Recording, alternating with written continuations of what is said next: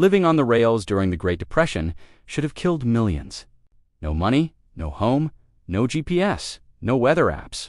Yet over 2 million hobos survived by riding freight trains across America, walking thousands of miles, and living off practically nothing. They weren't just lucky. They had skills, specific, practical knowledge that's been almost completely forgotten today. What did those Depression-era hobos know that we've lost? Here's the thing about hobo survival. It wasn't about being tough. It was about knowledge passed down through secret codes, shared at jungle camps, and taught to newcomers. These weren't just survival tips. They were a complete system for living free. And honestly, some of these methods would blow the minds of modern survival experts. Trick number 1. The work negotiation system. Hobos weren't beggars. Most preferred earning money through work rather than handouts. But getting work as a transient required specific negotiation skills.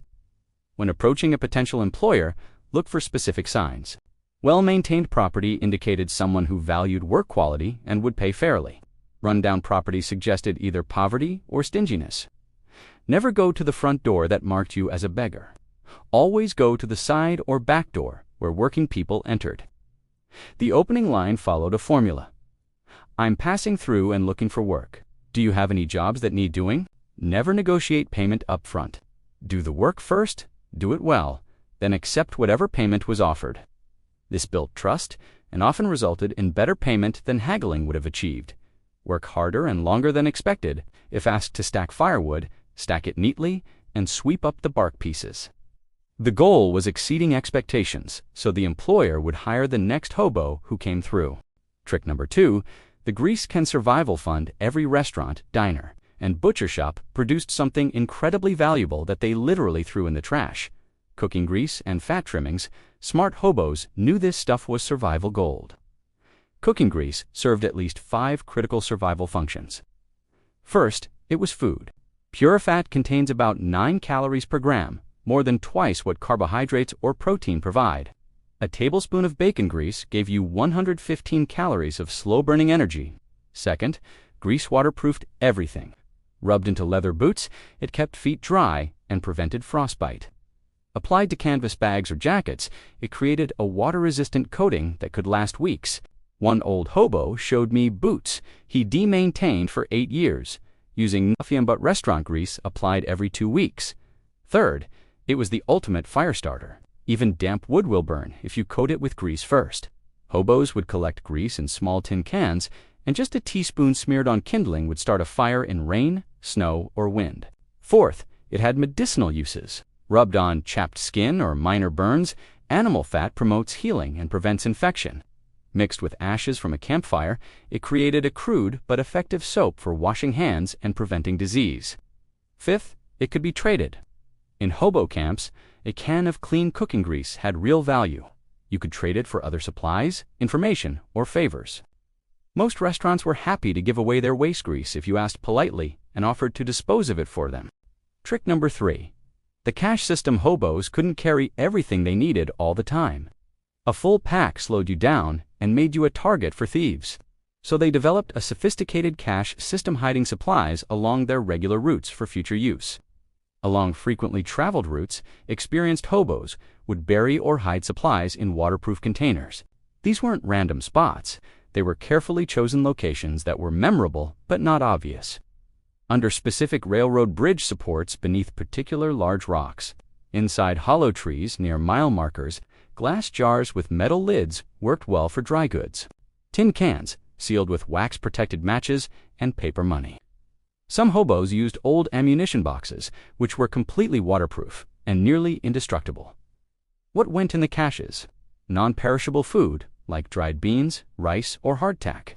Extra clothes, especially socks and underwear. Blankets wrapped in oilcloth. Tools like knives or small hatchets. Even small amounts of money for emergencies.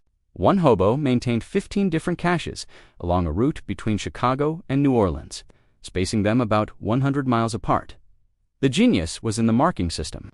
Hobos couldn't use obvious markers that would attract attention.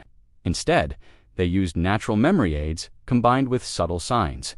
3 oak trees in a triangle, dig 10 steps north from the center. Or a concrete bridge pillar with the split crack buried on the downstream side. Trick number 4. The misdirection bindle, every hobo, carried a bindle that classic stick, with a bundle tied to it. But what most people do, you want to know, is that the bindle was actually a sophisticated security system disguised as a simple carrying method. Your real valuables never went in the obvious bundle. That bundle contained decoy items, old clothes, maybe some food, items you could afford to lose. Your actual money, important documents, or valuable tools went in hidden pockets sewn inside your clothes, or in a second, smaller bundle hidden inside your shirt or pants. The psychology was brilliant. Thieves, seeing a hobo with a bindle, would target the obvious bundle. They'd grab it and run, thinking they'd scored. Meanwhile, everything that actually mattered remained safe on your person. But the bindle served another purpose. It made you look legitimate. A hobo without a bindle looked suspicious. A hobo with a bindle looked exactly like what he was supposed to be. Railroad bulls and local police were far less likely to harass someone who fit the expected image. The stick itself was a tool and weapon. About 4 to 5 feet long, it gave you reach if you needed to defend yourself. It could probe suspicious ground, knock down fruit from trees, or help maintain balance on uneven terrain. Trick number 5. The character assessment system survival on the rails depended on reading people instantly and accurately. Was this railroad bull likely to be violent or just escort you off? Would this fellow hobo share his fire or rob you in your sleep? Hobos developed something like a field manual for human behavior. The system had specific indicators that proved remarkably reliable. Eye contact told you everything. Someone who made brief eye contact, then looked away, was generally safe. Sustained staring meant either a threat or someone sizing you up as a target. No eye contact at all meant either deep shame or deception. Hand position indicated intention. Hands visible and relaxed meant no immediate threat. Hands in pockets or behind the back meant concealed weapons or preparation for violence. Hands fidgeting constantly indicated nervousness.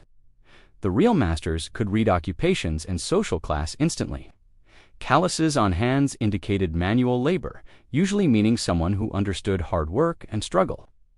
Soft hands meant office work or wealth, making them less likely to sympathize with hobos.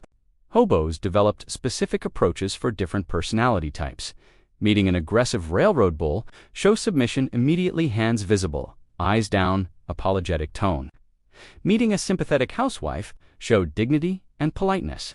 Trick number 6. The natural clock system without watches or clocks. Hobos needed to know time for catching trains, arriving at meal services, or avoiding police patrols. So they learned to read time from nature itself with remarkable accuracy. Experienced hobos could tell time within 15 minutes just by shadow length and angle. At sunrise, your shadow stretched about 10 times your height. At noon, it was shortest about 1/3 your height. At sunset, back to 10 times, morning shadows point west, afternoon shadows point east. The rate of shadow movement tells you how close to noon you are. Shadows move faster early morning and late afternoon, slower around midday. Flowers provided backup confirmation. Morning glories open at dawn and close by afternoon. Dandelions open mid-morning and close at dusk. Wild chicory blooms open around 6 a.m. and close around noon. Bird behavior marked specific times with impressive consistency. Robins sing their loudest about 30 minutes before sunrise. Morning doves are most active at dawn and dusk. Crows return to roost about 45 minutes before full darkness. Trick number 7. The road reading system. Modern highways are clearly marked with signs every mile. Historical roads had no such luxury. Yet hobos could navigate dirt roads at night, in fog, in rain, without ever getting lost. Roads aren't uniform. The center rises slightly higher than the edges for drainage. By feeling the angle of the ground under your feet, you could tell if you were walking the center or drifting toward the edge, even in complete darkness. Traffic patterns left permanent marks. To parallel ruts with grass growing between indicated a regularly used road. Wider ruts meant heavier traffic. Deeper ruts on one side indicated a grade. The feel of the road surface told you about nearby towns. Smooth, well-maintained roads meant you were approaching civilization within 5 to 10 miles. Rough, potholed roads meant rural areas with sparse population. Night navigation required combining multiple senses. Sound helped to stand. Train whistles indicated direction and approximate distance. Smell provided clues industrial areas downwind had distinctive odors. Trick number 8. The foot maintenance ritual. Feet were everything to hobos. Ruin your feet, and you couldn't walk. Couldn't walk, and you couldn't travel. Couldn't travel, and you couldn't survive. So foot care became a daily ritual, as important as eating or sleeping. First, wash feet daily if any water was available. Not just rinse, actually wash with soap or even just sand and water to scrub away bacteria. Clean feet meant fewer infections, fewer blisters, longer survival. Second, dry feet completely, especially between toes. Most foot problems started with moisture. Fungal infections, trench foot, blisters all thrived in damp conditions. Third, inspect for damage.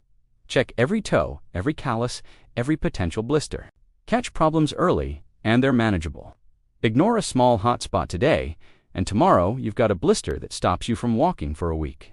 Fourth, socks got treated with the same care as feet themselves. Socks were washed whenever possible and hung to dry overnight. Wet socks were never worn. Was an absolute rule. Trick number 9, the pace management system. Amateur walkers burn out in hours. Professional hobos could walk 20 to 30 miles daily for weeks on end. The difference wasn't fitness or toughness, it was pace management. Experienced hobos walked at a steady, unchanging pace that felt almost slow, about 3 miles per hour, which is slower than most people's natural walking speed. But they maintained this pace hour after hour without variation. The technique involved specific body mechanics. Head up, eyes forward, not down at your feet.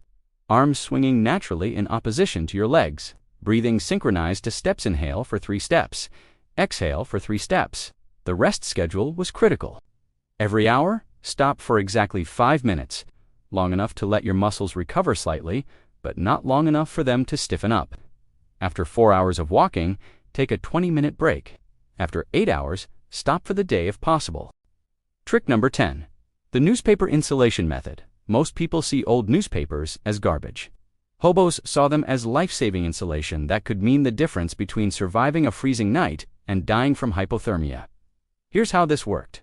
Newspaper is full of tiny air pockets between the paper fibers.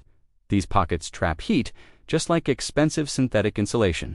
During cold nights, experienced hobos would stuff newspaper between their clothes layers, especially around the torso and legs, where major blood vessels run close to the skin. But the real genius was in the technique. You couldn't just crumple up papers randomly. That compressed the air pockets and ruined the insulation. Instead, hobos would smooth out full newspaper sheets and layer them flat against their skin under their shirts. 3 to 4 layers could raise your core temperature by 5 to 8 degrees. One Depression-era hobo claimed he survived a Montana winter wearing nothing but a thin coat stuffed with newspapers.